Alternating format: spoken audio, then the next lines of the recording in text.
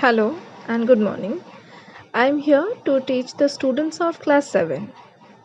Today we are going to discuss the third chapter of English literature.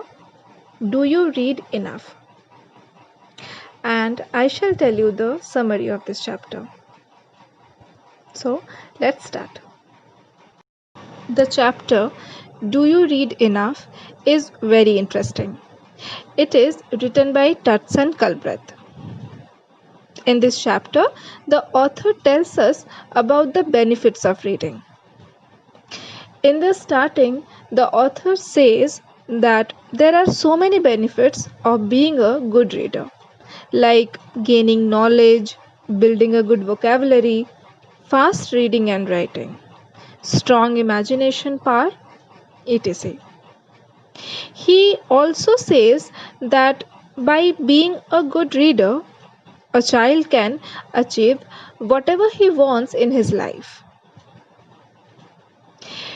Research has been done which also says that good readers make great students. Reading is not only for scoring higher in achievement tests, but also a lifelong pleasure. The author is giving some tips for the early age children to build their foundation much more stronger, because what happens in the early years has a lasting effect on learning. So, the first one is the youngest ones are amazingly receptive to language. It means if the parents or teachers read, talk, and sing to babies, their understanding level and foundation for vocabulary can be much more stronger. So the next one is in the preschool, the children begin to learn the alphabet and the sounds that make up words. This reading skill is called phonemic awareness. And the last one is the parents or teachers should read a passage and let the child read once along with them. It helps them to build fluency in reading. Good readers have better vocabularies. From third standard, kids need to learn about 3000 new words. It means 8 new words a day. The author has given some more ideas to enrich word power. Like, uh, parents should tell some stories about the past, present, and future. Parents should encourage play because it can help to develop or improve a language skill. They should also encourage the child to read a variety of books like picture books, stories with rhymes, science or history, etc.